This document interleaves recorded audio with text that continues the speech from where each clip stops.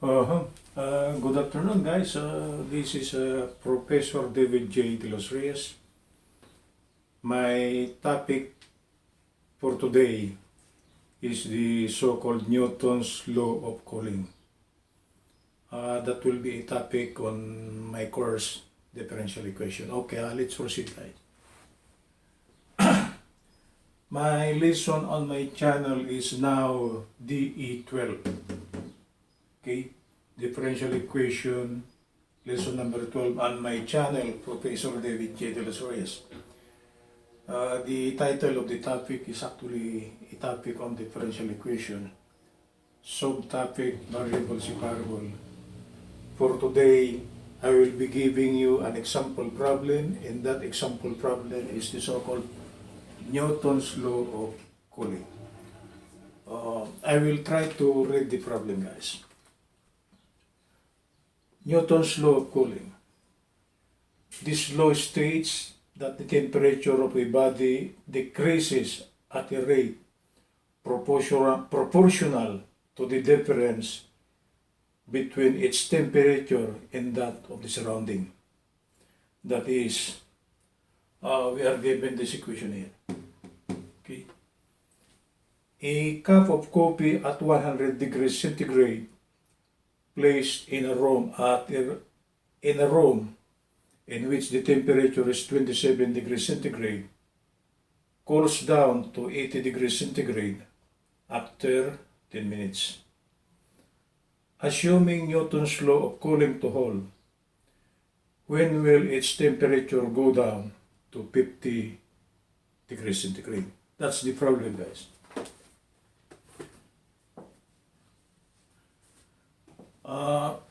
Newton's law of cooling says that the rate of decrease of theta with respect to time, where theta represents temperature, according to Newton's law, the rate of change of theta with respect to time, the temperature of the coffee. Okay, there's a negative sign over here. It was given a negative sign.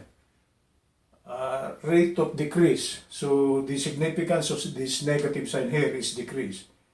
It says from Newton's law of cooling that differential theta with respect to time decrease is proportional to the difference of theta minus theta O, where theta is the temperature of the body, temperature of the coffee, and theta O is the temperature of the surrounding. We are given the temperature of the surrounding to be 27 degrees centigrade. Okay? So in summary, if I will try to summarize the problem, we are given a coffee, okay? Maybe it's placed in a mug, in which it was placed in a room in which the temperature is 27 degrees centigrade. Initially, the coffee is at 100 degrees centigrade. The problem says that after 10 minutes, of course the coffee will simmer down, right? The temperature will go down. After 10 minutes, the temperature of the coffee is 80 degrees centigrade. The problem is, when the temperature of the coffee is 50 degrees centigrade, when it goes down to 50, how much time has elapsed? So what will be T when the temperature of the coffee is 50 degrees centigrade? Okay? Let's try to bring out the solution. The rate of decrease of the temperature according to Newton's law is actually negative differential theta over time is proportional to K times the difference of theta minus theta O. Theta is actually the temperature of the coffee, theta O is the temperature of the surrounding, and the differential T is actually differential time. Okay? The significance of this negative sign, it was given by Newton's law, the rate of decrease. So we place a negative sign over here. So don't ask me why I place a negative sign. According to Newton's law, there should be a negative sign here. The rate of decrease of the temperature of any given body is proportional to the difference of the temperature of the body minus that of the surrounding. So actually, Newton's law gives us the differential equation. Okay, let's try to separate the variables. There are two variables here. Theta varies and time varies. So the problem is just asking for theta as a function of time. Okay? Then the problem says what will be time that elapses when theta is equal to 50 degrees centigrade. Okay, initially the copy was at 100. After 10 minutes, it goes down to 80. The problem is asking when the temperature of the copy is at 50, what time has elapsed? Okay, let's proceed with the solution.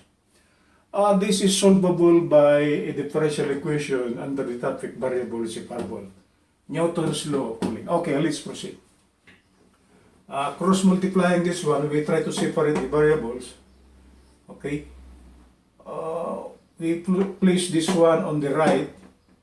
Okay. Then this differential time also, it will just be something like this. We could place that as differential time, right? Theta O is 27. So the only variable is actually theta and time. So it's a must that we will segregate theta and time. So we will place theta minus theta O here. Okay, we will remove this one. So what remains on the right will be minus k dt. I will now place, remove this negative sign here. I will place it here. So differential theta over theta minus 27 equal to negative k dt. Actually, we separate the variables already, right? That's why it's variable separable, the topic. Okay? Then try to integrate both sides to compute for theta as a function of time. Okay, I will erase this one, guys, so it will look nice. Integrating the integral of differential theta over theta minus 27. 27 is theta O, the temperature of the surrounding. Okay, equal to negative k, the integral of differential time. We are now integrating. Okay, let's try to verify the value of u on the left hand side. Left hand side, it falls under natural logarithm. The value of u is the one underneath. It is theta. Oh, sorry for this one. It should be theta minus 27. Right? Differential u will be differential theta minus 0. Because the differential of 27, it's a pure constant, it will be 0. Okay? So du is just actually differential theta, and this is exact. Same as this. So after the verification, the left hand side, we have verified that it falls under the natural logarithm without any changes. Okay? So the integral of the left hand side will be the natural logarithm of theta minus 27 equal to right hand side, it's an easy money. This should be negative k. The integral of differential time is just time plus k1. We got a first constant of integration. Okay. What's next? Let's try to compute for theta as a function of time. So natural logarithm of theta minus 27 equal to negative kt plus k1. Taking the antilog of both sides. E raised to the natural logarithm of the left hand side equal to e raised to negative kt plus q1. Okay? The antilog of the natural logarithm is just the given function, so this will be theta minus 27 equal to, if you try to expand the right hand side, the exponent is actually a sum, right? So it could be written as e to the minus kt times e raised to k1. And we will let e raised to k1 to be equal to k2. So theta now minus 27 equal to k2 times e raised to minus kt. Solving for theta, theta will be 27 after the transposition. 27 plus k2 e raised to minus kt. This is the general solution. We are now given the temperature of the body as a function of k2 and k and time. Okay, so to compute for the particular solution, we will compute for k2 and k. So what will come out will just be simply theta as a function of time. Okay, let's try to calculate the constants of integration. The given condition is that at time t equals 0, the temperature of the coffee is 100 degrees centigrade. we will substitute these values back here. 100 equal to 27 plus k2 e raised to minus k times 0. Minus k times 0 is actually 0, okay? And e to the 0 is just 1. So k2 will be equal to 100 minus 27, that is 73. So the partial particular solution or general solution, it will now be theta equal to 27. We now know the value of k2, right? So it's 73 e raised to minus kt. Partial, why? Because for the meantime, we do not know the value of k. Okay, let's try to compute for the value of k. After 10 minutes, the temperature of the coffee is 80 degrees centigrade. So we'll get this value, we place it here. Therefore, 80 equal to 27 plus 73 e raised to minus k times 10. Okay? I expedite this one a little bit. I will show you how. Okay? 73 e raised to minus 10k equal to 80 minus 27, which is 53. Then the unknown k is actually on the exponent. So to bring out the exponent, take the natural logarithm of both sides. Okay? So what will come out? It will be minus 10k, the natural logarithm of e, equal to the natural logarithm of the left hand side. 53 over 73 is actually 0.72602. The natural logarithm of e is 1. It's 1. And the natural logarithm of 0.7206, it will be a negative value. The natural logarithm of any number less than 1 should have a negative sign. Okay, this is all over minus 10. Right? So a minus over a minus, what will come out for the value of k is actually a positive. And the value of k here is 0.03206. So if we try to get the value of k, we place back here. Theta now as a function of time will be equal to 27 plus 73 a raised to minus, I am following this, minus 0.03206 times time. And this is now the particular solution. Okay? Meaning the temperature of the body as a function of time according to Newton's law. Right? And the problem is asking when the temperature of the coffee is 50 degrees centigrade, what will be time? It's an easy money now. We derive already the relation. It's just a matter of substitution. So 50 equal to 27 plus 73 a raised to negative 0.03206 times time. Okay? It's easy money. You come up, it will be 73 e raised to negative 0.03206 t equal to 50 minus 27. How's that? 50 minus 27, 33. 50 minus 27. 50 minus 27. Just to be sure, it's 23. Right? Then you divide both sides by 0.73. No, 73. You divide this by 73. So this will be gone. Then take the natural logarithm of both sides. What will come out for time will be 36.07 minutes. So the time that will elapse, actually from the temperature initially at 100, it goes down to 80. So after 36.07 minutes, the temperature of the coffee is 50 degrees centigrade. That is how we compute Newton's law of cooling, okay, using differential equation. I will show you the simplification of that one.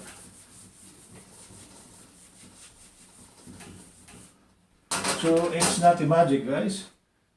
It will be 73 e raised to minus 0.032060 equal to, I will get my calculator.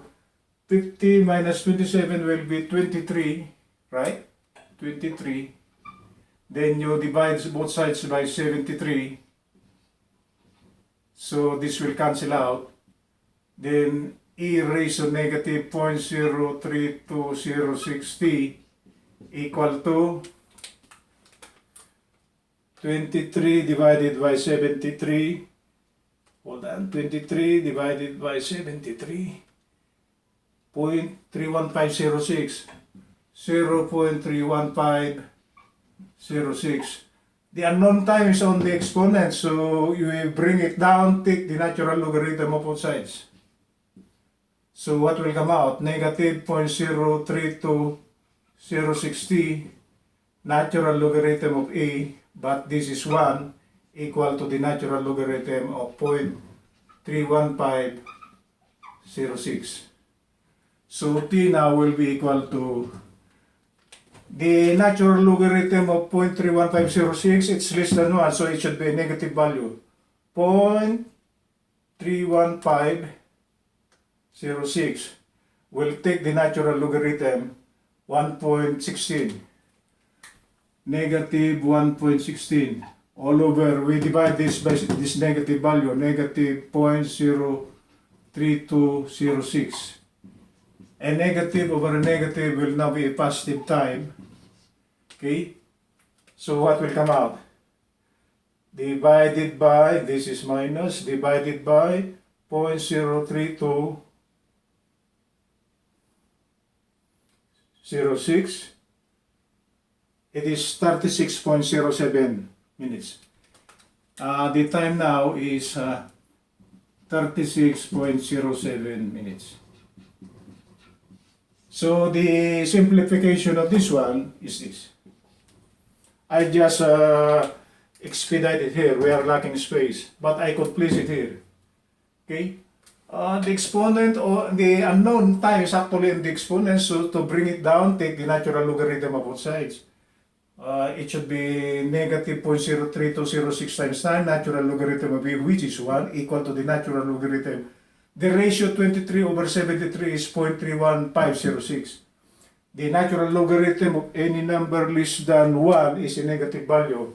So this is negative 1.16 over negative 0.03206. Because we will divide this by negative 0.03206. Okay, negative 0.03206. So this one here cancel with this. So what remains on the left will just be simply time. And this will be negative 1.16 over negative 0.03206. Negative over negative, it will be a positive. There is no such thing as negative time.